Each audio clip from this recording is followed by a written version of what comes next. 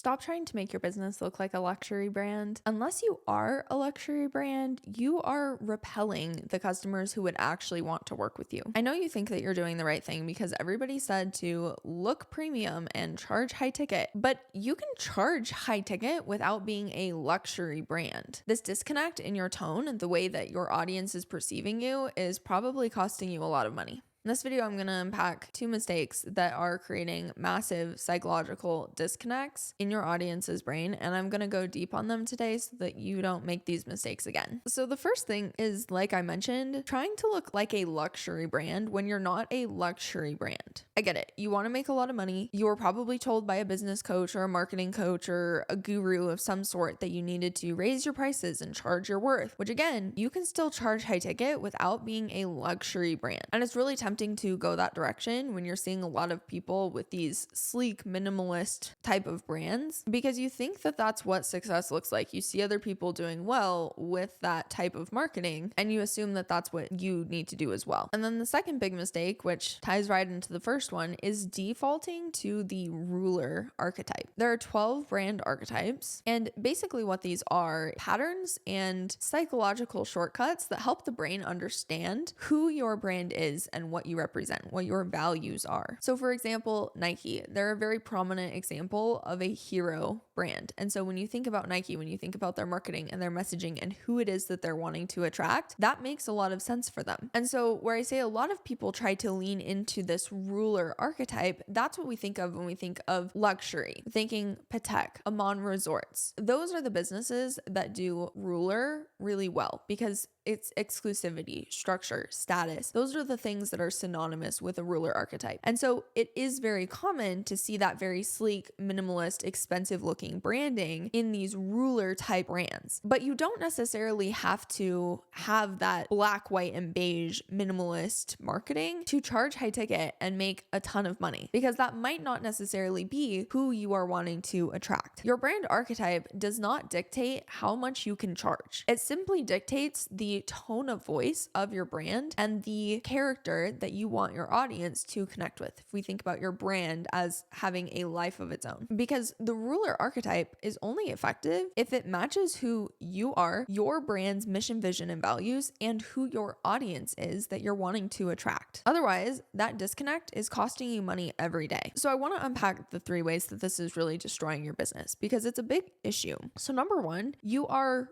repelling those early journey buyers. So the people who you just activated their primal brain for the first time, got their attention, you brought them over to your profile, you triggered that dopamine hit. So now they're binging your content. And so if you're trying to sell to people really early in their journey, because it's going to feel super salesy, if you're not able to communicate through the lens of that brand archetype, and it's going to feel like a disconnect between what they're expecting and what you're putting out there. When people's brains process premium, luxury, exclusivity, a lot of times their brain, depending on who your audience is going to think, well, this isn't for me. And so you're just repelling the people who you would want to work with by having that super unapproachable type of marketing. Or you're communicating that it's for people that are way further along than the people that you're actually wanting to work with. And the reality is that they could afford it, they would benefit, but they self-select out of your process because of your messaging before even seeing the pricing. The second big problem is that this can go in the inverse direction and you can be attracting people who can't afford to work with you. For a lot of people, this is super frustrating and they just don't understand what the disconnect is, why they're not able to attract higher level clients. But a lot of times with the way you're positioning yourself, you are speaking to beginners. And so if there's a mismatch with the way that you're showing up, the way that you're marketing yourself versus who you actually want to work with, that's very challenging because then you're getting inquiries, you're getting poor lead quality, you have low offer rates, right? And so that can work both ways. You can either repel people who you would want to work with depending on your price point and who you serve, where they're at in their journey with whatever it is that you're helping them with. Or if people are on the opposite end of the spectrum and they are higher level, more exclusive clients that you're wanting to attract, but then your brand archetype, which even shows up in your visuals and the way that you're visually presenting yourself, is very disconnected from that avatar. And so you're creating sales resistance before the call because then you have objections that you're going to have to overcome around trust and like proving yourself to them. And again, this disconnect can be a really really big problem. Even think about, Pajamagate that happened on TikTok a couple years ago, when that influencer who had a very much everyman kind of relatable, down to earth archetype, when she then tried to launch a pajama company and have it be this luxury brand and lean more into that ruler archetype, there was just such a disconnect between the marketing and the brand that she had built and the people that she had attracted, and then what she was trying to sell them. And it wasn't even just that she didn't get a lot of sales, but she was actively pissing off her audience by doing that. And then the third thing here is that if that ruler archetype isn't you, then things start to feel really fake and you get burnout really fast on your marketing. It's very difficult to maintain marketing that doesn't feel authentic to you. When you feel like you have to be somebody else in your content, that becomes a problem. And honestly, this can be the most insidious of these mistakes because a lot of times you don't even realize that it's happening and people sense your inauthenticity. They can't really see it. They probably can't articulate it, but it's there.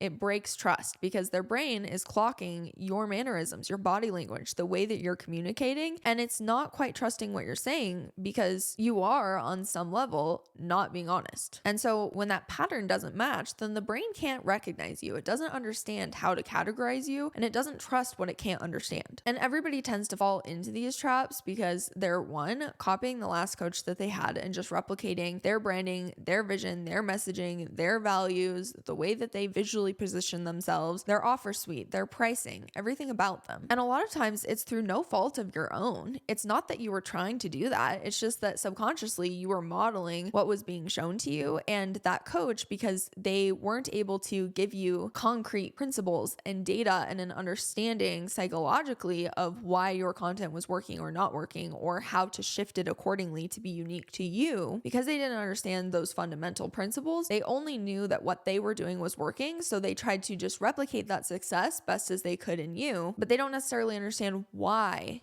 it works, which is where you then run into these problems. And the other thing is that the internet really glorifies this high ticket everything. And for a lot of brands and who their consumers are, what their industry kind of demands, what price points are going to be accessible and acceptable within that industry, trying to, again, put out this air of luxury. And I will say there's a difference between quality and luxury. You can have a high quality brand without being a luxury brand. And that's where people get drawn into this, is because they're like, it has to be luxury and exclusive and whatever. All it needs to be is high quality. It needs to be consistent. Those are the things that people care more about. And so yes, when you're selling higher ticket to higher income individuals, then selling status is going to be a part of that. And it's simply because most coaches don't understand the psychology. They don't understand basic fundamentals like brand archetypes. And so they don't know what else to do for you. Now, I do have a very in-depth podcast episode over on Social Media Millionaire Podcast. I'll have the link in the description, but I actually go in depth. The episode is called Fixing What Your Last Coach Broke. And this is what we have to do to get you out of that trap. So if this video was helpful for you, be sure to subscribe to the channel and check out that podcast because everybody loves the podcast.